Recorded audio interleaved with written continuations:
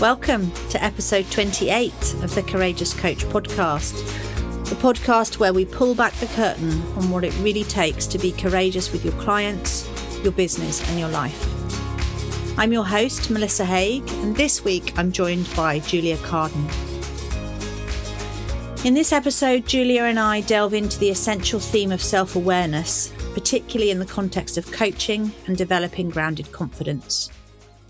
We explore the importance of self-awareness for coaches, discussing how it enhances our ability to connect with clients and hold space for uncertainty. Julia shares her personal journey and practical steps for developing self-awareness. She emphasises the significance of reflection, understanding our beliefs and values, and the messiness of the self-awareness process. We also touch on the role of self-compassion, moral courage, and the ripple effect of self-awareness in fostering compassion within communities. So, are you ready? Let's dive in. So, hello, welcome to the Courageous Coach podcast. It's lovely to have you here, whether you are listening or watching. And today I am delighted to welcome Julia Carden as my guest. It's so lovely to have you here, Julia. And I'm so looking forward to this conversation. Julia and I have known each other for what feels like a long time now. I don't know. It's certainly a few years, but I feel like I've known Julia for a very long time. And I asked Julia to come along and chat with me today about self-awareness, which is a really important part, a foundational part of our grounded confidence. And Julia is something of a curious person when it comes to self-awareness, so much so that she's done some research, she's written a book. But I'm not going to call her an expert because I don't know that she'd be comfortable with that. But nonetheless, when I wanted to talk about self-awareness, Julia was the person on the list. So I'm so excited to have you here. And to have this conversation and see where it takes us, as always. So let's start, Julia. Tell us a little bit about you, about your journey. Oh, well, Melissa, thank you for having me here. I mean, you've been part of my self-awareness journey, haven't you? Because we're in supervision together in a group. I'm obsessed with self-awareness. I think I'm obsessed with it because I've got this desire to know what's in the unknown box of Johari's window. And I'm really, really interested in unconscious dynamics. So I feel the self-awareness is going to help me get to that place. Not completely, but there. But I suppose you said, tell me about myself. So I've coined and nicked off the Channel 4 Royal Navy advert. I was born in Cornwall and made in the Royal Navy. So that's what I've nicked that advert. I now live in Hampshire and will probably stay in Hampshire, although up and down to Cornwall for a fair bit. And I've been in this coaching journey for, I've slightly lost count, for a long time, since the mid-2000s. And that's where I've sort of focused now, really. Lovely. Thank you, Julia. And I love that, the nicking of the, born in X, raised in the, made in the, lovely. And I think that, there are some really interesting points around points of your journey, I guess, coming from the Royal Navy in a very structured, I'm imagining, I don't know, but a very structured kind of environment, and lots of rules and standards and things, and then moving into this kind of coaching space. And you're also now supervising coaches and developing coaches. And I think you and I share a passion for not just being a coach, but coaching, the profession of coaching. And it really being such a joy to be part of that. But I'd love for you to share. Let's start with you sharing, I think. What is it about self-awareness and self-awareness, particularly for coaches, that is so important to you?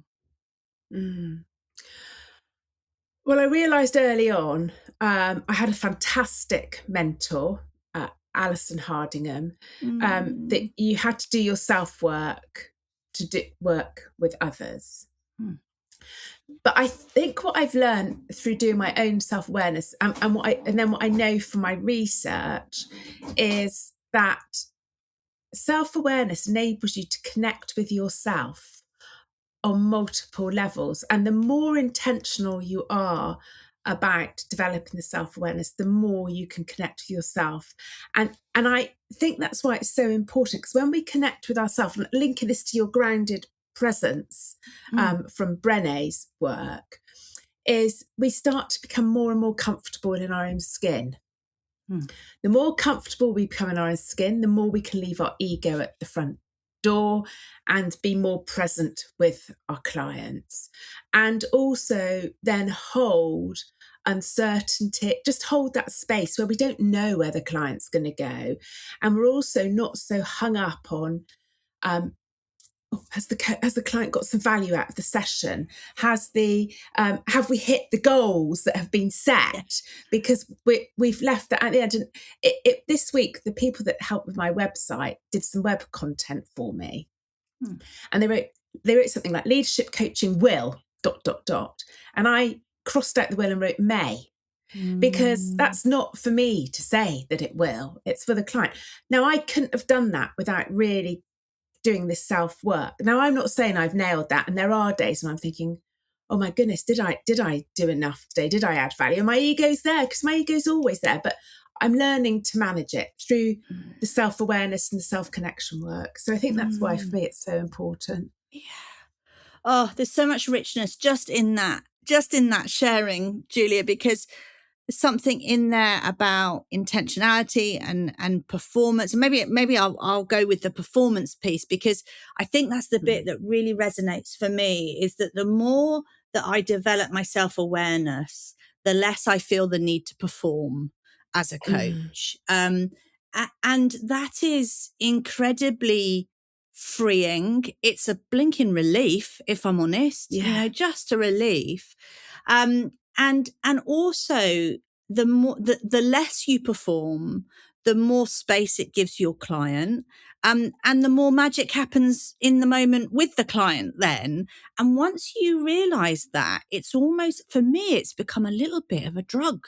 I'm like, I want more of this. I want more of this, less performance and more me. So, because self-awareness is not like a once and done thing, is it? I mean, I know it isn't for me. I mean, I'm constantly, yeah, absolutely. So this letting go of performance is, I think, for me, has been the gift of self-awareness. Yes. And there are days where you get a client that just triggers you to go back to that performance place. And I think the more self-aware you are, the more you can realise, oh, I've been hooked again now. What was it about that client? And what does that tell me about me having had that? So that self-awareness is layering all the time. I saw a lovely tweet some time ago by Tom Hanks, which he was talking about negative capability. The Keats's concept of being able to hold uncertainties without any, I'm going to paraphrase, earnestness to get to a place. And he said, actually, what we need to learn is that doing the work is the win, rather than the work itself, rather than the outcome of the work being the win. And I think that self-connection, through the more work we do on ourselves through self-awareness, can enable us to do the work for the win rather than the outcome being the win. So yeah, the client may not change, and yet we still will have brought our humanity, we will have held the place for them. And I think that's where the richness is. Yeah. Yeah, I mean, you mentioned the word humanity. I mean, I'm all about the human in the coaching, right? And bringing more of that humanity, but bringing it in a way that, you know, that supports the work, rather than just because, right? Yeah. And so, okay, so let's talk practically now. So, okay, so I suspect that alongside you and I, everyone in our audience is going, oh, yes, of course, self-awareness is very important. Probably nobody is arguing with us at this point, right? So, but I think there's this knowing that it's important and that we need it. And then there's this, but how the heck do we get it? Right. And so, and I mean, that's interesting in itself, this idea that it's something that we get. Right. Again, that implies this kind of, it's something we have or we haven't got. And actually it's something that, well, for me is a layering and developing over time. But so how have you developed your self-awareness? What have you actually done over the years? What are those moments or those things that you've done where you've gone, this is self-awareness development? Okay. Now, I thought, I think I have developed self-awareness over the years, don't get me wrong, but there is a but there. I don't know if I was. I think I was, and I've got some evidence I was, but I didn't know what self-awareness actually was until I started my research. Okay. And I had assumed, because we all talk about self-awareness within the context of coaching, but more before coaching and leadership development space, that it was going to be defined. So I had assumed, I was going to get the academic, because I was doing research, the academic construct definition of self-awareness, and then I could take that and then build my rest of my research.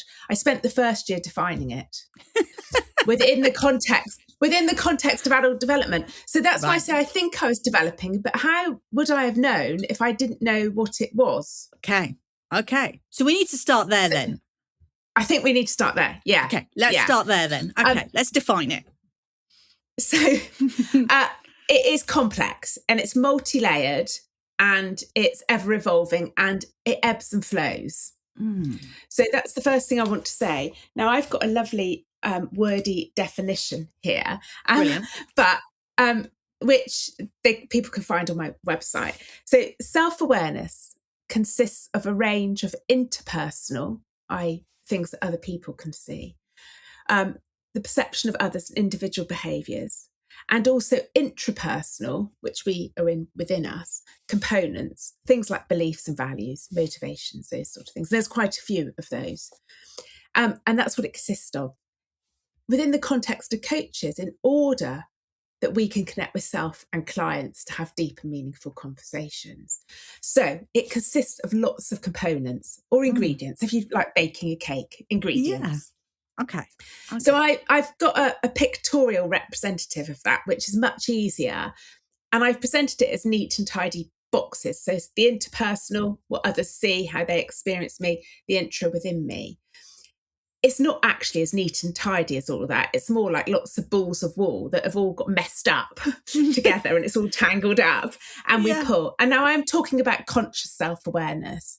Okay. But all of that is a lot of things like beliefs and values can also be helping be there unconsciously as well. We don't realise. So I think that's the first thing. Get clear on what it is. And whilst my diagram is overly simplistic and it is two-dimensional, it made me really check in around, oh gosh, well, I've never really thought about, I hadn't done enough in the somatic space, for example. So you then say, what have I been doing to develop my self-awareness? Well, I've been working with Eunice Aquilina. I've been doing much more yoga. I've been doing more Pilates. I've been doing much more body connection. I've been on a mindfulness retreat. So lots in that space. It's definitely helped me get in touch with my body and out of my head.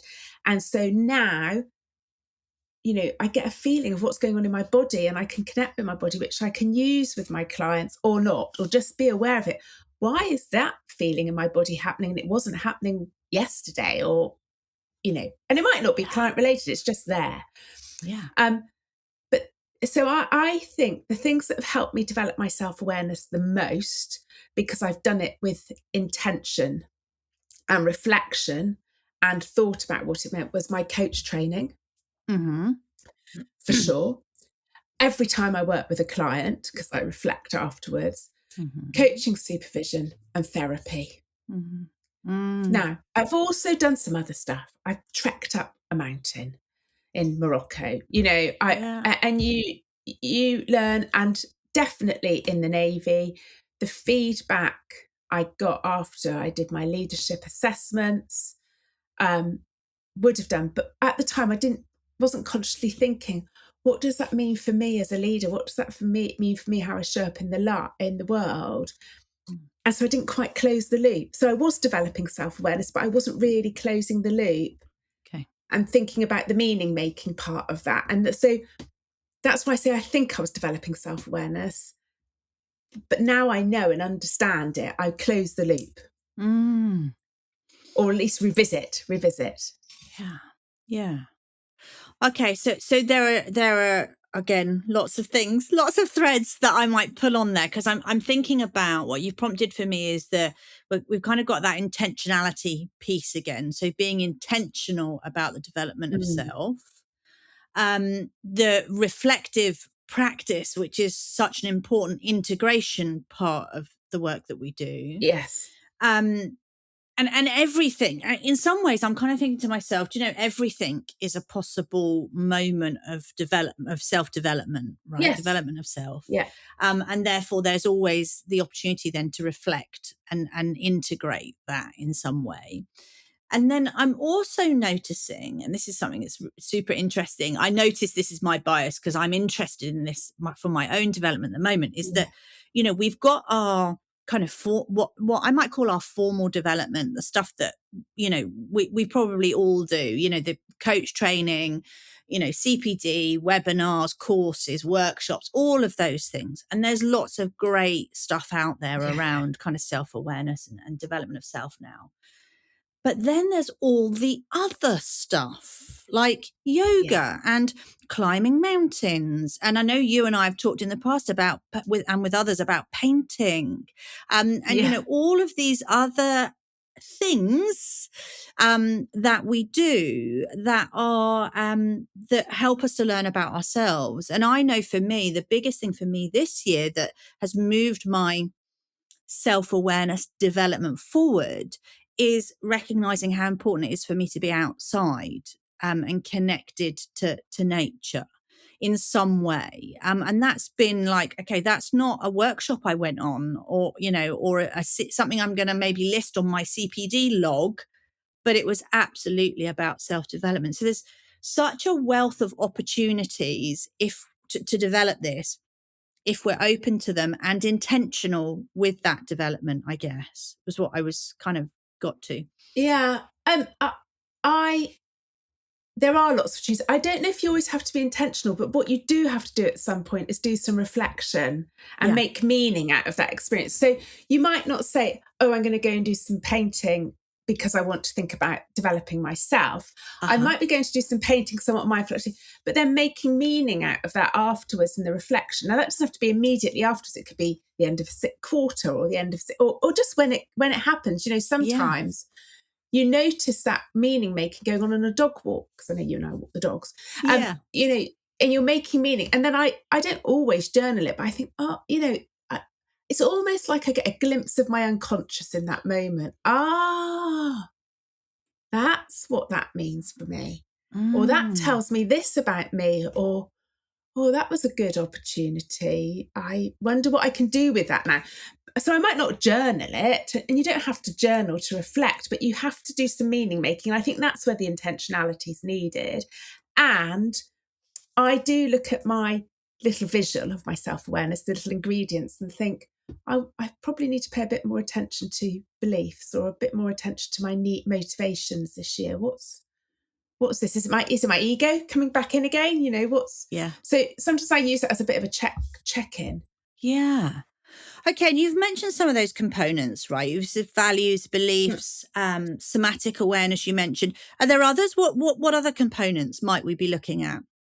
So if I talk about the intrapersonal, so this is the self, because I think they feed into how we show up with that. Well, they do. It's not, I don't think they do. Definitely feed into how we show up with others. So beliefs and values. And I've put them together, but there's work to be done around both of that. And I mean, I've learned in the last 18 months, 2 years, through my therapy work, that there's a belief, and it's a family belief that's been passed down to generation to generation. It's a do your duty. Funny, join the Navy. Do your duty. Do your duty in serving others and put others before yourself. Yeah. which is not always helpful. So when I say beliefs, but why I've only just learned that. I mean, it was always there, but it was obviously there unconsciously and it was driving lots of behaviour.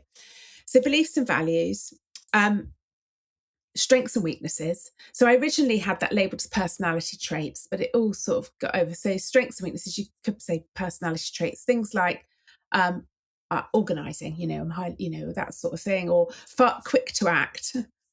Also could be rash, as well as quick to act. That is one of my strengths and one of my weaknesses at the same time. Which, that's another story.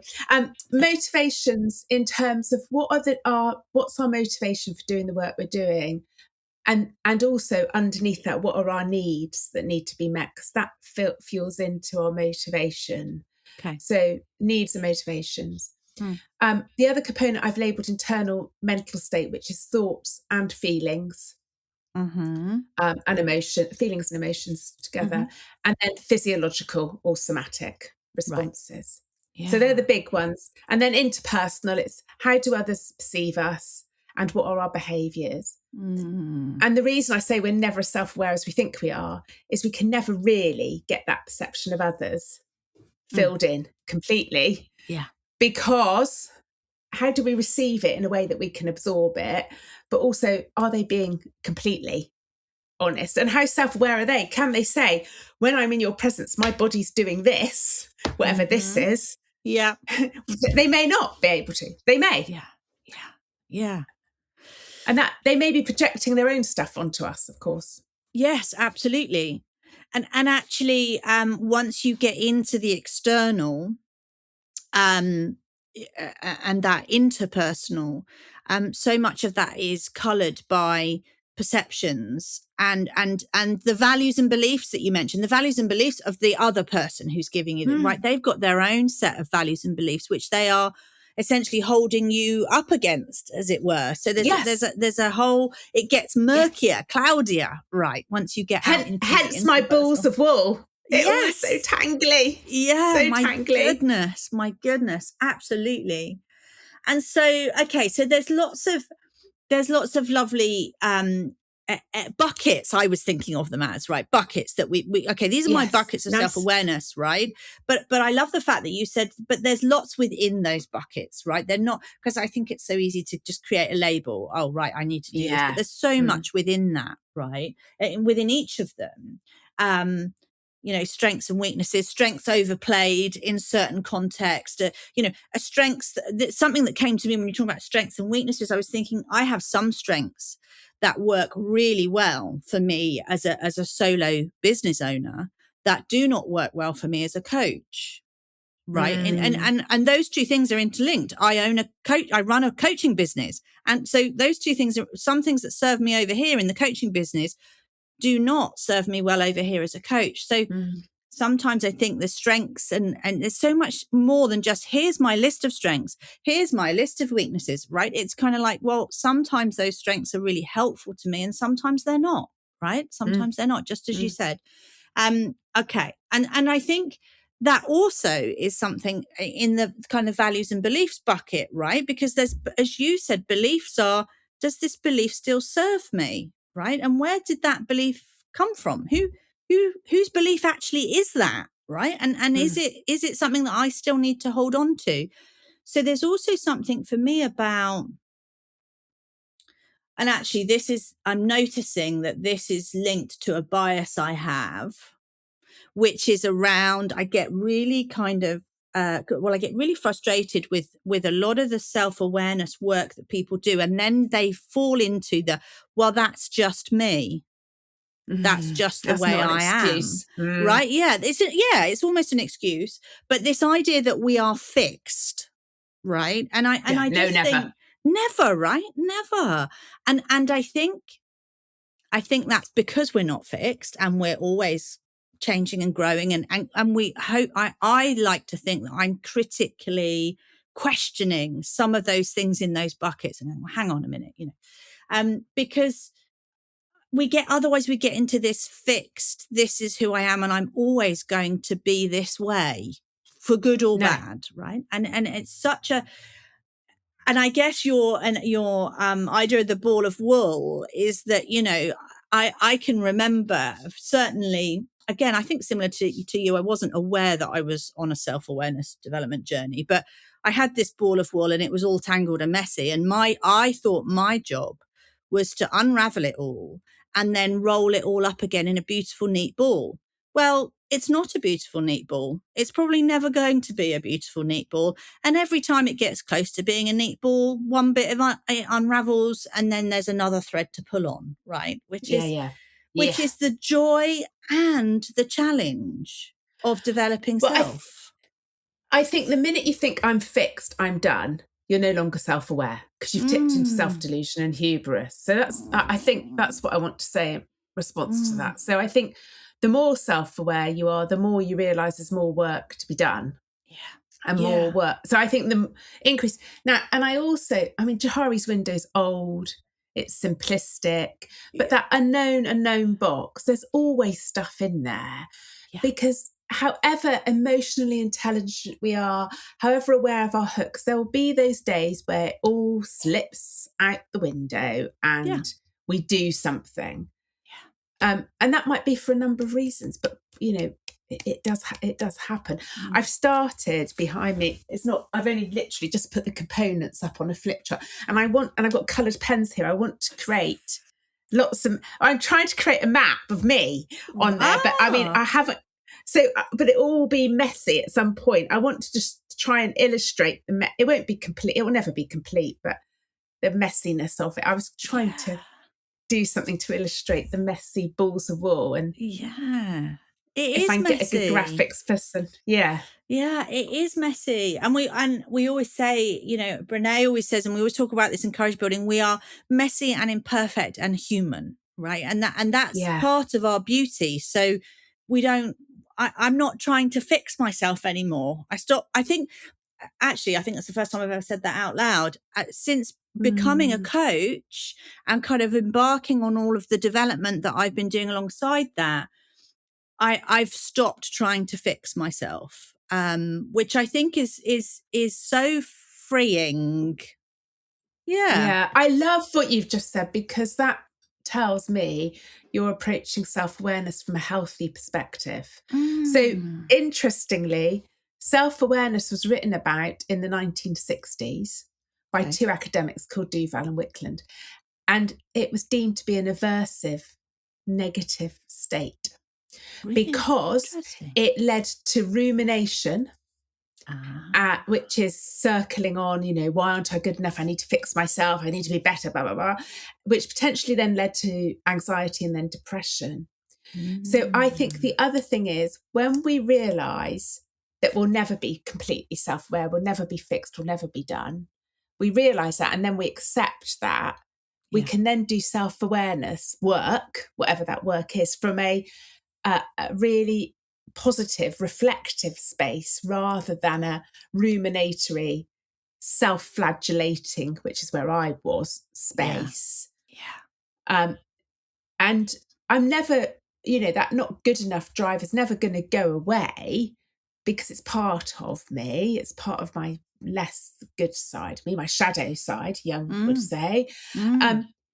And it is part of me and it has some real strengths. But now I can say, what's that revealing to me? What do I need to pay attention? You know, it's a much healthier reflection than, oh God, here's that. Beat yourself up again. Yeah, absolutely. And this is for me, this is a really important point, because there are two things that are coming out for me is how important self-compassion is. If you are going to if you choose to embark on a journey of self-discovery, you must also practice self-compassion. I think that's so important. Have the capacity. Yes, absolutely.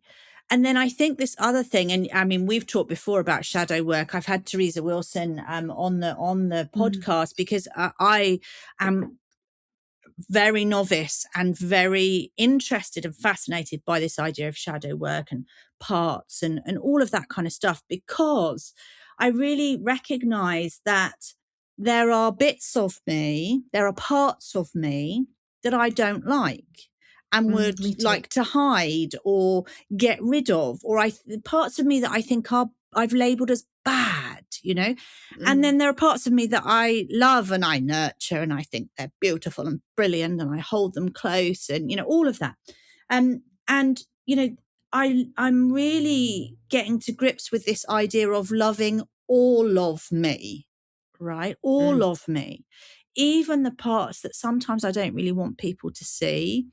And I think that this is such an important part of the work of the coach, the self-work of the coach, because there are so many rules. There are so many shoulds and shouldn'ts when it comes to how we coach. And so my biggest challenge as a coach, and it's still a challenge. And I'm like, when will it not be a blinking challenge anymore? And I've learned it will always be a challenge because the part of me that wants to be the expert, the part of me that wants to be the knower in the room, well, that part of me has been rewarded and fed my entire life. It's not surprising that it's quite a strong, exercised part of me. So I spent a lot of time in my early coach development trying to rid myself of that part of me because I was told it was the bad part of me, or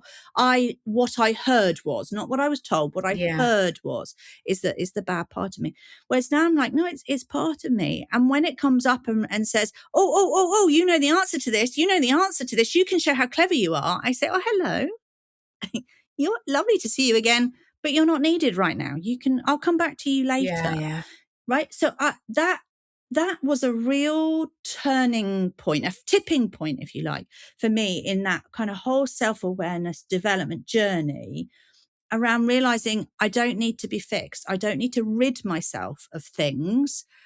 It's more about accepting the whole of me. Right. I don't know. Does that resonate, Julia, for you? Oh, completely. And I'm not saying I'm there yet, but I love your Tunde Hoffman's description of love when she talks about love-based leadership, when she says love within the context of love-based leadership is the acceptance of all of who I am, all the stuff we don't like, and acceptance of all of who I am. So that's the other reason why this work is so important for me, because if I can't accept myself, how the hell am I going to accept my clients? Yes. And I remember Alison Hardingham saying when I started training, you don't have to like your clients. And I was like, what do you mean you don't have to like them? You've only got to love them. And I thought, because I wasn't loving myself. Yeah, absolutely. Yeah. So I thought that's so interesting around that space. I have to say though, the not being the expert and the knower, the irony of studying self-awareness to get to a place where you can accept uncertainty isn't lost on me. Yeah, absolutely. Yeah. Totally. And okay, so I have to ask this question then, I think, around the link, because I see a really big link in my own journey between courageous coaching, being able to be courageous as a coach, and my self-awareness journey. And I always hesitate to use the word journey, but I only use it because I think it's so important to recognize that I'm not done and I will never be done. But I think that it's such an important part, this idea of self-awareness, as part of our grounded confidence, as part of our ability to be present, and as part of our ability to step into our courage. And for me, it links back to something you said earlier on about being comfortable in your own skin. So there's something about trusting yourself. There's something about confidence for me, I think. So I'm curious for you, when you think about being courageous, maybe as a coach, but just a courageous human, where does self-awareness come in for you there? I think the self-acceptance piece and the self-connection enables the courage to happen.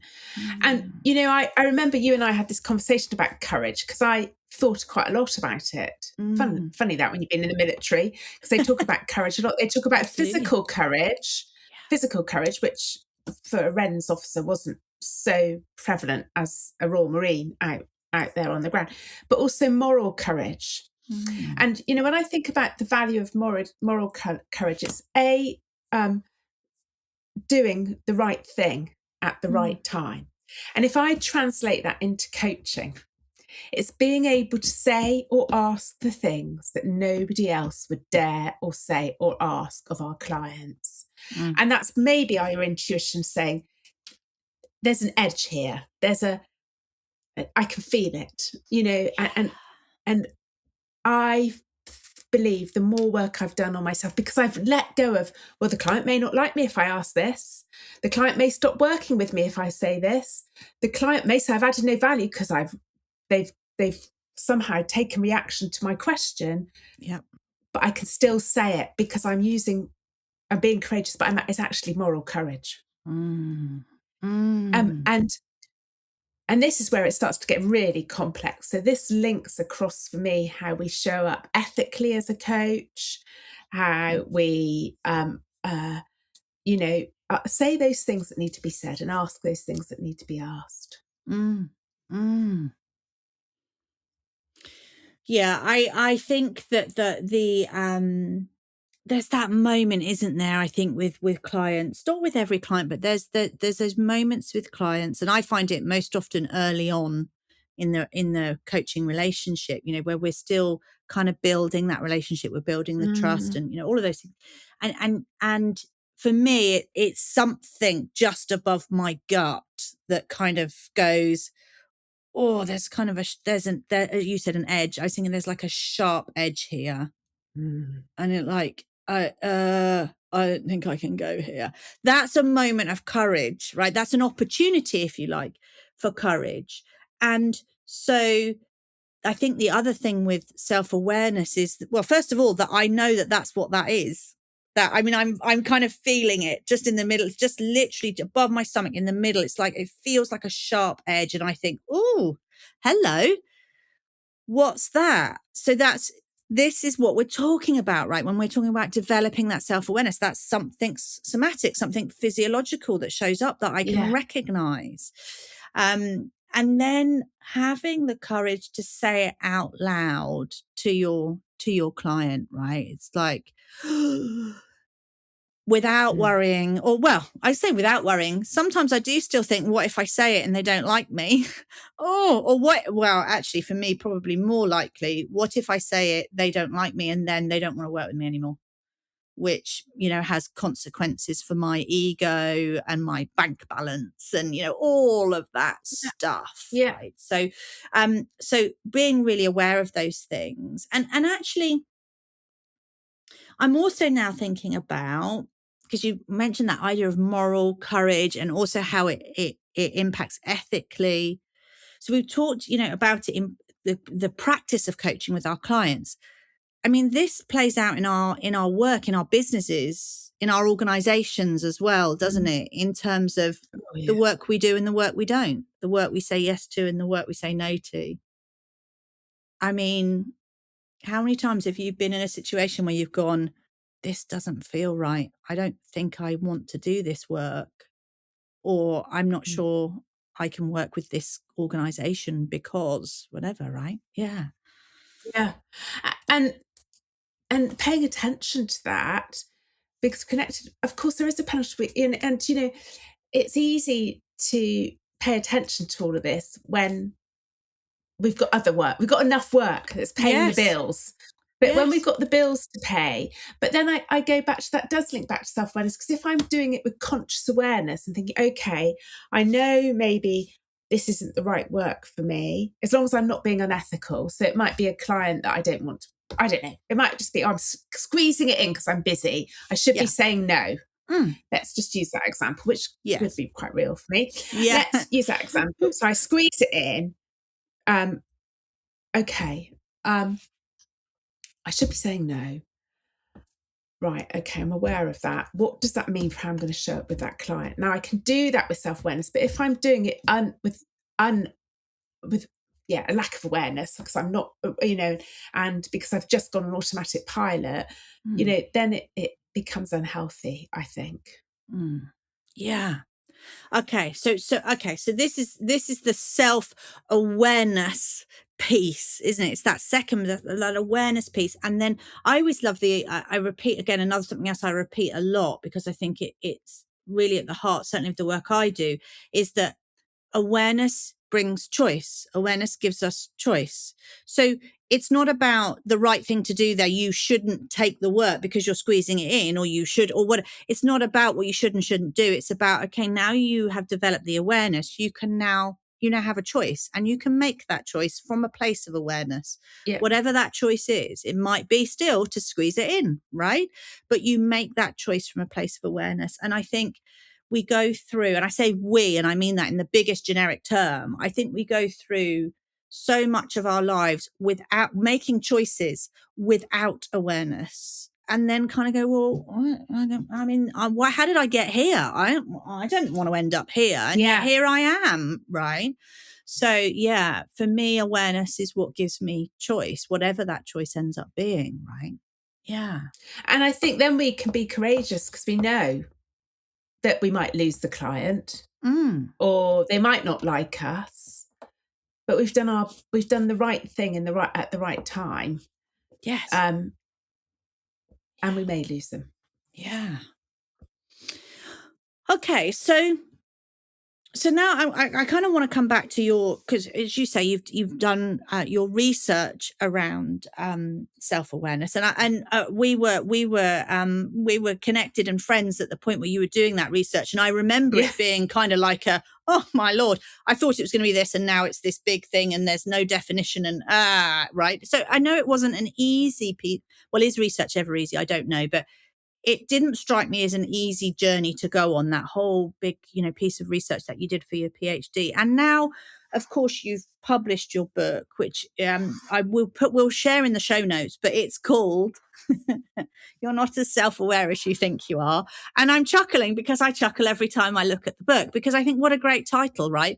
Because it's just, if that isn't a courageous title for a book, I don't know what is, right? Because it's got a challenge right there on the front page. Yes. I love it. As some friends have pointed out. Yeah. No, I love it. I think that's great, because that's what people pick books up, right? That are like, what's that? Anyway, what I'm wondering about is,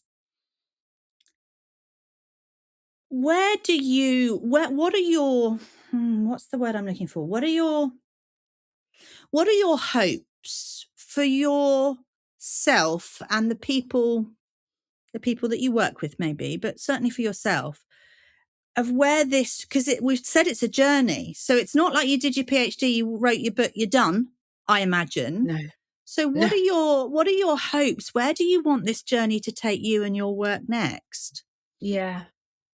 I want to keep deepening my acceptance of self with self-compassion. And I want it to help me find spaciousness more is my hope for it.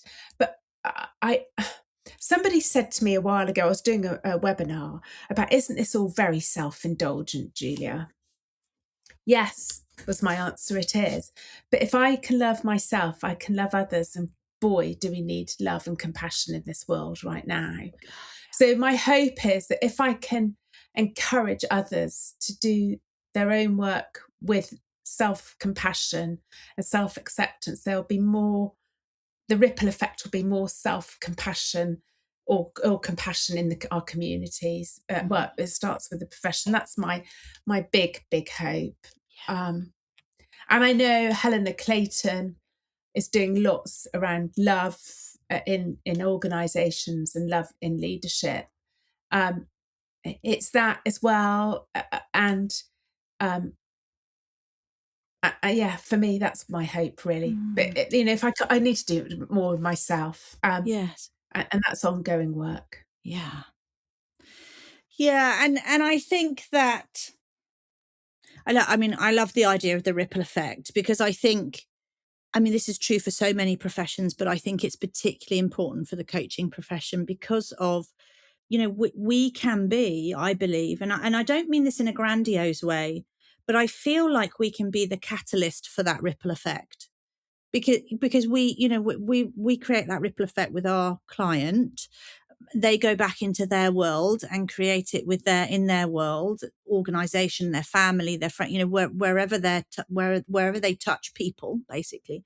And of course, then the ripple goes out from there. And I just feel like, for me, that's why, like I always say, courage is contagious. So the more courageous I am, the more courageous my clients, it's people catch it. And I think that's true here too, right? And I still believe that one of the biggest, biggest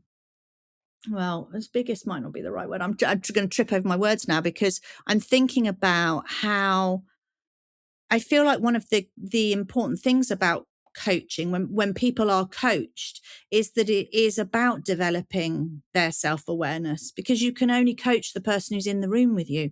You can't coach everyone else, just that person. And so it is, I think coaching in and of itself is a journey of self-awareness, developing self-awareness. Definitely.